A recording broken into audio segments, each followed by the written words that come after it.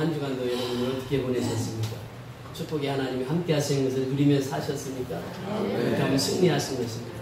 이번 한 주간도 하나님 우리와 함께 하셔서 승리하는 한 주간을 보내는 저와 여러분이 될 수 있기를 주의 이름으로 축원을 드립니다. 이제 가을이 성큼 다가왔습니다.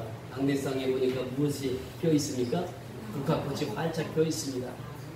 111년 만에 찾아온 더위도 이제 물러갔습니다. 이제 하나님께서 이 가을이라고 하는 좋은 계절을 우리에게 주셨습니다. 오늘 이렇게 말씀을 통해서 가을의 풍성한 열매처럼 사랑의 있는 풍성히 맺고 돌아가는 저와 여러분이 될 수 있기를 주의 이름으로 축원을 드립니다. 아멘. 에베소를 계속해서 강의를 하고 있습니다. 에베소가 1장부터 3장까지 또 4장부터 6장까지는 실천장이요, 1장부터 3장까지는 이론장이라고 하면 4장부터 6장까지는 실천장입니다. 그래서 저희 4장 1절 한번 같이 보십니다. 1절 시작. 그러므로 주 안에서 안에서 내가 너희가 부르심을 받은 일에 합당하게 되라. 이렇게 표현하고 있습니다. 우리 새 번역 성경에 보면은 주님을 섬기다가 감옥에 갇힌 나 바울이 여러분에게 권합니다. 하나님께서는 여러분을 그의 백성으로 부르셨으니 하나님의 백성답게 살아가시기를 바랍니다. 이렇게 말씀하시고 있습니다. 하나님께서 우리를 하나님의 백성으로 삼으셨습니다. 하나님의 백성으로 삼으셔서 하나님의 백성답게 살기를 원하십니다. 예수님께서 우리를 그리스도의 사람으로 불러주셨습니다. 그리스도의 사람답게 살기를 원하십니다. 오늘 이 복음의 시초가 바로 여기에 있습니다. 우리에게 복음을 주시고 복음으로 말미암아 살기를 원하시는 분이 하나님이신 줄 믿습니다. 그래서 이 교회라고 하는 것을 하나님이 주셔서 교회는 각 지체가 있다 이렇게 말씀하셨습니다. 그런데 지체는 다 어디에 붙어 있다고 말씀드렸죠? 몸에 붙어 있다고 말씀드렸습니다. 자, 우리의 몸을 보세요. 우리의 몸을 보면 눈이 있고 코가 있고 입이 있습니다. 손이 있고 발이 있습니다. 그런데 다 어디에 붙어 있습니까? 몸에 다 붙어 있습니다. 이 몸은 하나입니다. 그 지체는 여럿입니다. 이 지체가 다 몸에 붙어 있다고 하는 것은 교회는 바로 예수님의 몸이시고 우리는 그 지체다 이렇게 표현하고 있는 것입니다. 여러분, 우리 지체가 몸에 붙어 있지 않으면 그 순간 어떻게 됩니까? 죽습니다. 그래서 예수님께서 말씀하시기를 나는 포도나무요 너희는 가지니 저가 내 안에 내가 저 안에 있으면 이 사람은 과실을 많이 맺나니 나를 떠나서는 너희가 아무것도 할 수 없습니다. 예수님 떠나면 아무것도 할 수 없습니다. 이것이 인생이에요. 사람은 하나님 떠나서는 아무것도 할 수 없습니다. 이것이 인생이란 말이죠. 그래서 교회는 어떠냐? 예수님 몸에 붙어 있어야 돼요. 그래야 삽니다. 이 국화가 뿌리가 있습니다. 뿌리가 있어서 이 국화는 오래 삽니다. 올해만 사는 것이 아니에요. 내년에도 또 삽니다. 뿌리가 있기 때문에 그래요. 뿌리에서 이 영양분을 다 섭취해서 이제 꽃이 활짝 폈습니다. 이 꽃이 이제 오래 갑니다. 한 달 정도 꽃이 피다가 또 내년에 되면 다시 꽃을 피웁니다. 뿌리가 있기 때문에 그래요. 예수님의 뿌리 박은 사람은 꽃을 피고 열매를 맺을 수 있습니다. 그러나 예수님을 떠나는 순간 그 사람은 죽습니다. 여러분, 이 성경이 가르치는 바로 그것입니다. 교회는 지체들이 온 몸에 붙어 있을 때 교회는 성장하게 되는 줄 믿습니다. 아멘. 교회는 반드시 성장해야 됩니다. 아멘. 생명을 심으면 생명은 자라게 되어 있습니다. 아멘. 우리가 복음을 심으면 복음이 자랍니다. 복음이 자랍니다. 30배 자랐습니다. 60배 자랐습니다. 100배 자랐습니다. 생명 있는 씨앗을 심으면 반드시 자라나게 되어 있습니다. 그런데 생명의 원리를 보면 심으면 바로 그 생명이 썩습니다. 썩어야지 싹을 틔울 수 있습니다. 죽어야지 싹을 틔울 수 있다고 하는 것이죠. 이게 생명의 원리입니다. 오늘 예수님께서 말씀하십니다. 이방인들처럼 살지 말라. 지난 시간에 우리가 그 말씀을 상고했습니다. 이방인들은 뭐냐? 하나님의 생명에서 떠난 사람은 다 이방인입니다. 생명에서 떠나는 순간 그들은 죽음의 사람입니다. 자, 오늘 17절부터 그 위에 보십니다. 17절부터 19절까지 우리 같이 공동하십니다. 17절부터 19절까지 시작. 그러므로 내가 이것을 말하며 주 안에서 증언하노니 이제부터 너희 이방인이 그 마음에 험한 것으로 행함같이 행하지 말라. 그들의 충명이 어두워지고 그들 가운데 있는 무지함과 그들의 마음이 꺼짐으로 말미암아 하나님의 생명에서 떠나리로다. 그들이 감각 없는 자가 되어 자신을 마땅히 강임하여 모든 더러운 것을 욕심으로 행하되. 제가 이 세 번역으로 읽어드리겠습니다. 이제 나는 주님의 이름으로 여러분을 강하게 권고합니다. 믿지 않는 사람들이 생각하고 행동하는 것처럼 살지 마십시오. 그들은 깨닫지 못하고 듣기도 거부하니 알 수도 없습니다. 그들에게는 하나님의 생명이 없습니다. 그들은 부끄러워할 줄도 몰라서 악한 일을 일삼고 점점 더 방탕한 생활 속으로 빠져들고 있습니다. 사도 바울 에베소 성도들에게 여기서 간곡히 부탁합니다. 오늘 17절에 보면 여러분에게 강하게 권고합니다 이렇게 말씀하십니다. 그러면서 하시는 말씀이 믿지 않는 사람들이 생각하고 행동하는 것처럼 살지 마십시오. 불신자처럼 생각하고 불신자처럼 살지 말라고 하나님이 엄히 명령하십니다. 왜? 불신자들에게는 하나님의 생명이 떠났기 때문에 그렇습니다. 여러분, 하나님의 생명이 있는 자와 하나님의 생명이 없는 자의 차이를 어떻게 알 수 있습니까? 우리는 잘못의 구분이 되지 않습니다. 제가 계란 2개를 들고 나오려다가 잊어버렸는데 계란이 있습니다. 계란이 있는데 하나는 유정란이 있고 하나는 무정란이 있습니다. 무정란과 유정란을 어미닭이 품고 이제 있으면 21일이 되면 유정란은 병아리가 돼서 나옵니다. 근데 무정란은 골아가지고 생명이 없기 때문에 썩어버립니다. 사람 보기에는 유정란인지 무정란인지 알 수가 없습니다. 그런데 닭이 품어보면 알아요. 생명 있는 자는 반드시 병아리로 다시 나옵니다. 여러분, 우리가 눈에 보기에는 저 사람이 하나님의 생명이 있는지 하나님의 생명이 없는지 알 수 없어요. 그러나 예수를 믿으면 그 속에 영생의 생명이 하나님께서 주신다고 약속했기 때문에 우리에게는 영원한 생명이 있습니다. 이 영원한 생명을 가진 자가 영원한 복을 받게 되는 것입니다. 영생의 복을 받게 되는 것입니다. 영생을 누리며 살아가게 되는 것입니다. 그래서 사도 바울은 얘기합니다. 세상 사람처럼 불신자처럼 살지 말라. 불신자처럼 생각하지 말라. 행동하지 말라. 이렇게 말합니다. 그들 속에는 무엇이 없다고요? 하나님의 생명이 없다고 하는 것이에요. 생명 있는 자와 생명 없는 자를 이렇게 구분해서 말씀하십니다. 사도 바울이 또 고백한 것이 있습니다. 로마서 1장을 보십니다. 우리 다 같이 로마서 1장 28절부터 31절까지 말씀 보십니다. 로마서 1장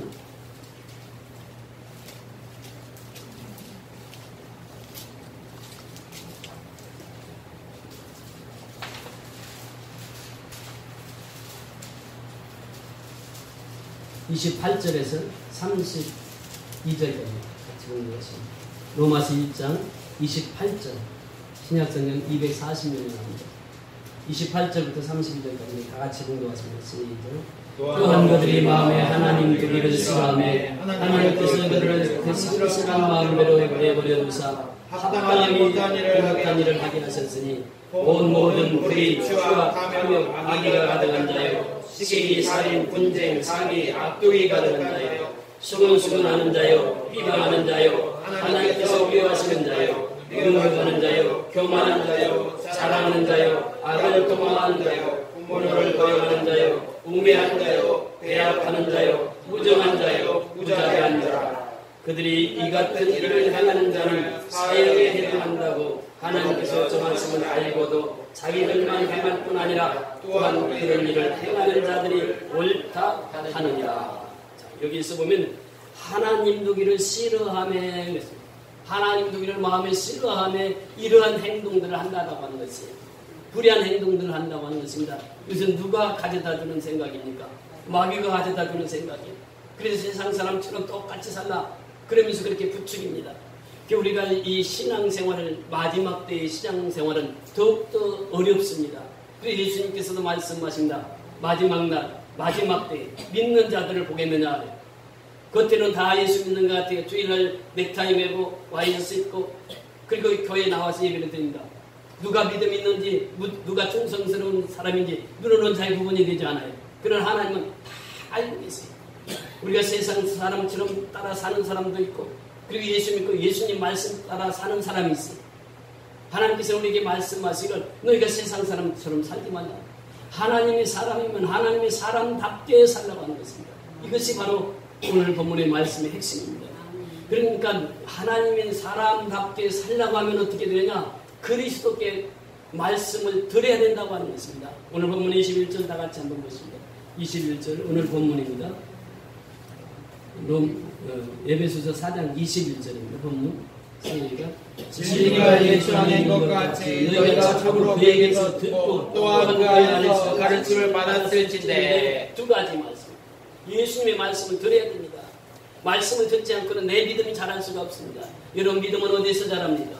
말씀을 들으면서 자랍니다. 그래서 사도 바울은 고백합니다. 믿음은 들음에서 나고 들음은 그리스도의 말씀으로 말미암았느니라.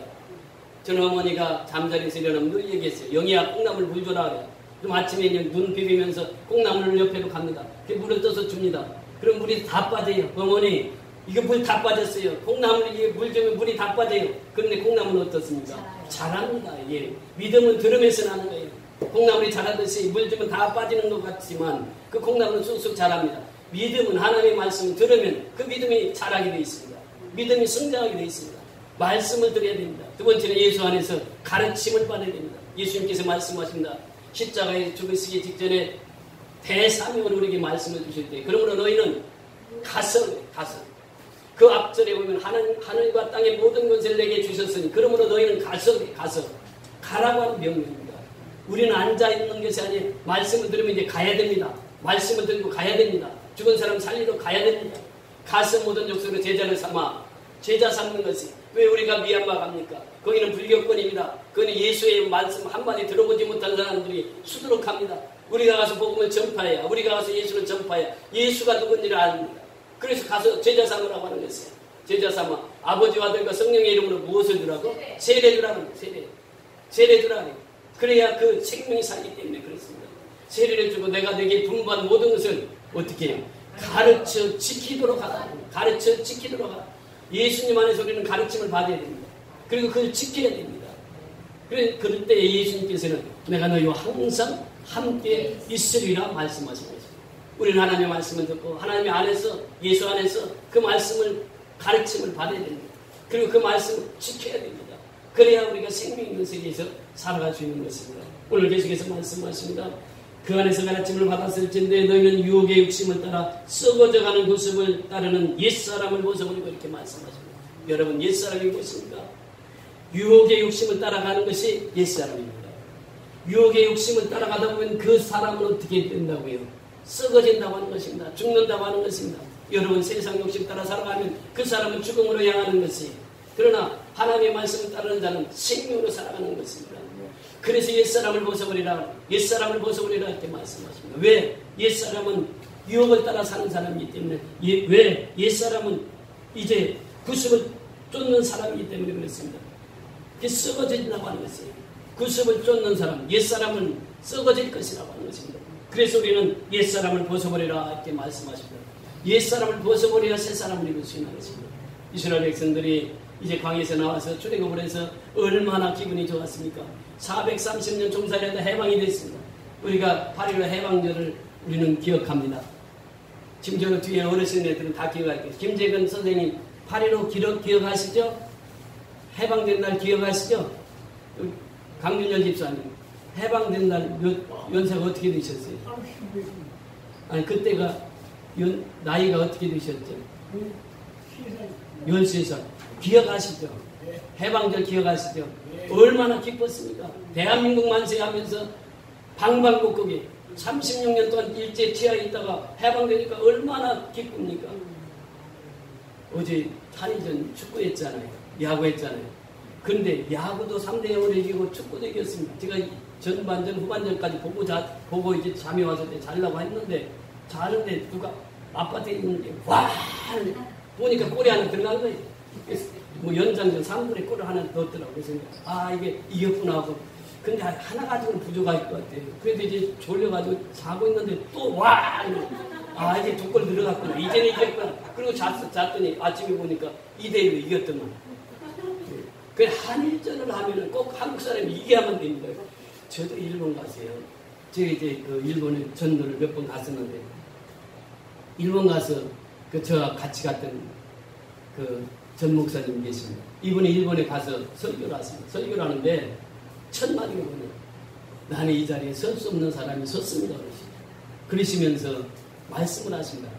저희 형님은 일제시대 때 아무 죄 없이 일본 사람한테 죽었습니다. 일본 사람들은 제 가족의 원수입니다. 그런데 일본 사람 앞에 제가 서 있습니다. 그럼 설교를 하십니다. 설교 전에 그 말씀을 하셨어요. 다른 남에서 하더라고요. 그 자기는 직접 피해자예요. 그래서 내가 성경에 읽다가 성경에 보니까 원수를 사랑하라고 하는 그 말씀 때문에 제가 이 자리에서 하나님의 말씀을 전합니다. 그런데요, 그는 다 은혜를 받았습니다. 우리가 하나님의 사랑 아니면 일본 사람 어떻게 사랑합니까? 천천지 원수인데. 그런데 하나님의 사랑으로 가서 하나님의 사랑을 증거하고 있는 거예요. 이스라엘 백성들이 430년 종살이 했습니다. 해방을 맞이했어요. 출애굽의 역사를 맞이했어요. 그러니까 얼마나 기쁩니까? 그 기쁨으로 살아가는데 그들 속에는 항상 옛사람을 못 버립니다. 그래서 광야에서 조금만 어려움이 있으면 모세에게 따집니다. 아니 왜 우리를 여기까지 데리고 나와서 우리를 이 광야에서 죽게 만드냐고. 하나님을 원망하고 하나님을 불평합니다. 이것이 옛사람이었어요. 옛사람을 벗어버리지 못해요. 그래서 그들은 광야에서 얘기합니다. 아니 저 애굽으로 돌아가면 파와 마늘과 수박과 오이가 다 있는데 그걸 먹고 사는데 이 광야에서 우리를 죽게 하느냐고 원망하고 불평합니다. 옛사람은 끊임없이 우리에게 원망과 불평을 하게 합니다. 여러분 예수 믿으면서도 원망하는 사람이 있습니다. 불평하는 사람이 있습니다. 그 사람은 옛사람을 벗어버리지 못했기 때문에 그래요. 왜 원망합니까? 왜 불평합니까? 우리가 하나님의 사람인데 너 하나님의 사람아 너는 하나님의 사람답게 살아라 이렇게 말씀하시는데 그 사실을 깨닫지 못하니까 옛사람에서부터 벗어나지 못하는 것이에요. 그러니까 짜증내고 불평을 하고 원망을 합니다. 그런데 그런 사람 옆에 있으면 자기도 모르게 마음이 상해지는 거예요. 여러분 그래서 옛사람을 벗은 사람은요 항상 기쁨으로 살아가는 사람이요 감사로 살아가는 사람이요 어떠한 일이 있어도 하나님의 영광을 위해서 살아가는 사람인 줄 믿습니다. 그러니까 옛사람을 벗어버리라 할 때 말씀합니다. 옛사람에 묶여있지 말라라고 하는 것입니다. 여러분 오늘 본문에 제가 공독하는 말씀 고린도후서 한번 같이 보십니다. 고린도후서 5장 16절 이하 보십니다. 고린도후서 5장 16절 고린도후서 5장 16절 이하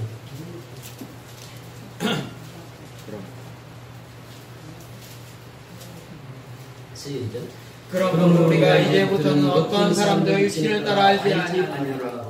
비록 우리가 그리스도의 육신을 따라 알았으나 이제부터는 그같이 알지 아니하노라. 그런즉 누구든지 그리스도 안에 있으면 새로운 피조물이라. 이전 것은 지나갔으니 보라 새 것이 되었도다. 모든 것이 하나님께로 났으며 그가 그리스도로 말미암아 우리를 자기와 화목하게 하시고 또 우리에게 화목하게 하시는 직분을 주셨으니 곧 하나님께서 그리스도 안에 계시사 세상을 자기와 화목하게 하시며 그들의 죄를 그들에게 돌리지 아니하시고 화목하게 하는 말씀을 우리에게 부탁하셨느니라. 보세요.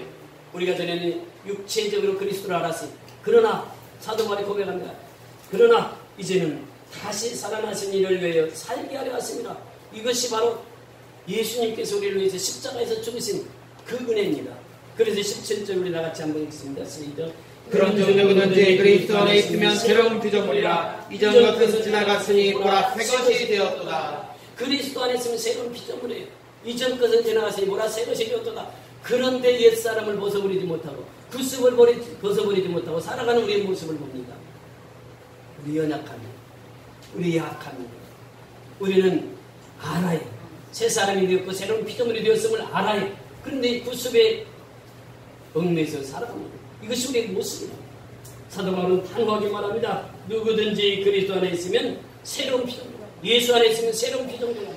이전 것은 지나갔으니 보라 새 것이 되었다. 그러면서 우리는 새 것이 된 사람이 하나님과 화목하게 된 것입니다.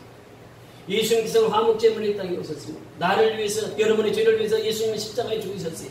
그러면서 하나님과의 화목제물이 되셨다고 말씀하시고 있습니다. 화목제물이 되신 예수 그리스도 그 예수를 믿으면 우리가 하나님과 화목하고 예수님과 화목하고 성령님과 화목하고 사람과 화목하고 교우와 화목하고 모든 사람과 화목하게 살아가는 것입니다. 이 직분을 우리에게 주신 것이에요. 자 20절 21절 다 같이 읽습니다. 시작. 그러므로 우리 그리스도를 대신하여 화신이 되어 하나님의 우리를 통하여 너희를 권면하시는 것 같이 그리스도를 대신하여 간청하노니 너희는 하나님과 화목하라. 하나님의 죄를 알지도 못하는 이를 우리를 대신하여 죄를 삼으신 것은 우리로 하여금 그 안에서 하나님의 의가 되게 하심이라. 그러므로 우리가 그리스도의 대신이 되어 대신하여 사신이 되었다. 무엇을 말씀하시고 있습니까? 그리스도를 대신해서 사신이 되었다고 하는 것은 그리스도가 그리스도의 대사가 되었다고 하는 말이요. 하나님의 대사가 되었다고 하는 것입니다. 그래서 이 화목한 직책을 우리에게 주시고 저 땅 끝까지 가서 이 복음을 전하라고 우리에게 명하시고 있습니다. 새 사람이 해야 할 일입니다. 자, 그런데 오늘 본문에 보니까 옛사람을 말씀하시고 바로 새 사람을 입으라 이렇게 말씀하시지 않았습니다. 오늘 본문으로 다시 돌아옵니다. 에베소서 4장 22절을 같이 보십니다. 23절입니다. 23절 시작. 오직 너희의 심령이 새롭게 되어 오직 너희의 심령이 새롭게 되어 이 말씀 원문에 찾아보니까 이 말씀이 성경학자들은 두 가지로 이 말씀을 해석하고 있습니다. 첫째는 오직 심령으로 새롭게 된다고 하는 말은 사람의 영이다 이렇게 표현합니다. 그러니까 너희 사상들과 태도를, 너희들의 마음의 태도를 attitude of your mind 이렇게 표현합니다. 너희 마음의 영 이런 표현을 씁니다. 킹제임스 버전에도 보니까 너희 마음의 영 이렇게 표현합니다. 그런데 이렇게 개인의 영이라고 해석하는 주석가들이 있는가 하면, 신학자들이 있는가 하면 이것이 이 심령이라고 하는 것은 성령입니다 이렇게 주장하는 또 신학자들이 있습니다. 그래서 그들이 주장은 오늘 에베소서 1장 17절, 3장 16절, 4장 3절, 5장 18절, 6장 18절에 보면은 다 이 말씀의 푸뉴마티, 원문에 보면 똑같습니다. 푸뉴마티로 기록하고 있습니다. 그래서 이분들은 이 심령은 성령으로 해석해야 된다 이렇게 얘기를 합니다. 저는 두 분들의 신학자들의 의견을 보면서 제 나름대로 이 말씀을 해석하기를 너희 심령을 새롭게 되어 이 말은 너희 심령이 많습니다. 에베소 성도들이 각자 심령이 맞아요. 각자 영이 맞습니다. 그런데 그 영을 새롭게 하시는 이가 누구입니까? 성령이라면 성령. 그러니까 이 말씀을 결합해보면은, 합해보면은 이 말씀을 잘 이해할 수 있습니다. 여러분, 우리 심령이 변화되는 것은 내 스스로 변화될 수 있을까요? 그건 없습니다. 성령이 나의 마음속에 들어오셔야 심령이 변화를 받습니다. 그렇다고 하면 성령의 역사를 통해서 심령이 새롭게 되게 된다고 하는 것입니다. 이것은 지금 사도 바울이 고백하고 있는 것입니다. 그래서 우리는 하나님의 영으로 말미암아 새롭게 되게 된다고 하는 것입니다. 이것이 첫 번째, 여러분, 새롭게 된다고 하는 것이 어디서부터 새롭게 되어야 된다고 말씀하시겠습니까? 내 마음밭입니다. 마음밭. 내가 마음을 새롭게 하지 않으면 다른 것에서부터 새로운 것이 될 수가 없다라고 하는 것이에요. 내 마음이 새롭게 되어야 된다고 하는 것이에요. 그래서 내 마음을 새롭게 한다고 하는 것이 내 마음대로 되느냐라고 하는 것이에요. 내 마음대로 안 된다고 하는 거예요. 내 생각은 내 마음을 새롭게 한다고 수없이 다짐하고 결단하지만 내 마음대로 되는 게 없어요. 여러분, 지금까지 지내온 거 누구예요? 크시는 애요? 주위에 크시는 애요. 그런데 지금까지 지내오면서 내 마음대로 된 거 있어요? 내 마음대로 된 게 있냐고. 내 마음대로 되지 않아요. 하나님의 이끄시는 대로 내가 살아왔지. 그래서 성령의 인도하심이 있어야 심령의 변화가 된다고 하는 것입니다. 그래서 우리 이 성령의 역사는 어디서부터 출발합니까? 바로 예수님을 잉태하신 분이 성령입니다. 성령은 생명을 잉태하신 분이 성령이에요. 그러면서 예수님이 사역하실 때 성령이 주된 역사를 하셨습니다. 성령이 충만해서 손을 얹는 귀신 쫓겨나고 그런 역사가 성령께서 이루어집니다. 그래서 오늘날도 역사하잖아요. 우리 심령을 새롭게 하는 것은 성령입니다. 성령의 충만함을 받아야 우리 심령이 새롭게 됩니다. 새롭게 되는 것을 하나님이 원하세요. 새 사람으로 살아가기를 원하세요. 그래서 우리는 성령의 충만함을 받아야 됩니다. 그래야 내 심령이 변화돼요. 심령이 변화돼서 하나님의 의를 쫓아 살아가는 것입니다. 여러분, 마지막 결론을 어떻게 말씀해 주시고 있습니다. 24절 다 같이 읽습니다. 시작. 하나님을 따라 의와 진리의 거룩함으로 지으심을 받은 새 사람을 입으라. 아멘. 결론이 무엇입니까? 하나님을 따라 이렇게 표현합니다. 여러분, 하나님을 따라 이 말은 공동번역에서는 하나님의 형상을 따라 이렇게 표현합니다. 하나님의 형상을 따라야 된다고 하는 것이에요. 하나님이 말씀하셨습니다. 천지를 만드신 분이 하나님입니다. 빛이 있으라 하니까 빛이 있었어요. 어둠이 있으라 하니까 어둠이 있었어요. 말씀 한마디로 천지를 창조하신 분이 누구십니까? 하나님이세요. 그 하나님이 다 창조하셨어요. 다 엿새 동안 다 창조하셨습니다. 사람이 살아갈 수 있는 환경을 다 창조하셨어요. 그러면서 창조할 때마다 하나님이 뭐라고 말씀하셨습니까? 좋았더라. 좋았더라 하셨어요. 그런데 하나님의 형상을 따라 사람을 창조하시고 나셔서 하나님의 생각이 좀 바뀌어졌습니다. 사람을 창조하시고 나셔서는 어떻게 표현하십니까? 무슨 단어가 더 들어갑니까? 심히 좋았더라. 심이라고 하는 단어가 부사가 더 들어갑니다. 하나님의 형상을 따라 사람을 창조하시고 나셔서는 하나님께서 말씀하셨어요. 심히 좋았더라. 누가? 사람이 누구의 형상을 따라 지었죠? 하나님의 형상을 따라 지었단 말이죠. 자, 우리 창세기로 돌아갑니다. 창세기 1장 26절 28절을 같이 보시면 창세기 1장 26절에서 28절까지 보시죠. 창세기 1장 26절에서 28절까지입니다. 시작.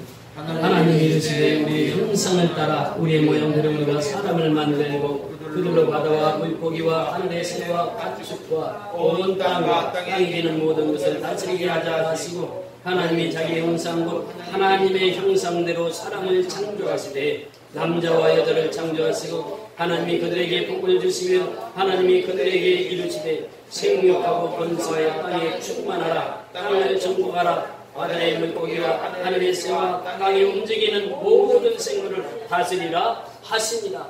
자, 사람을 어떻게 창조하셨다고요? 하나님의 형상대로 창조하셨어요. 특별히 27절에 보면 하나님이 자기 형상 곧 하나님의 형상대로 누구를 창조하시고 사람을 누구를 창조하시고 사람을 창조하시고 남자와 여자를 창조하셨다고 말씀하십니다. 그러면서 명령하시고 문화의 명령을 주시는 28절에 하나님이 그들에게 무엇을 주시고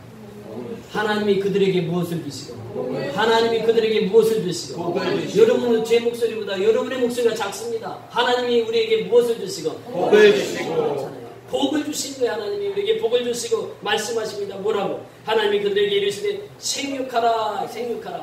이것이 하나님이 명령 첫 번째입니다. 생육해야 되는 거예요. 남자와 남자가 결혼하면 안 된단 말이죠.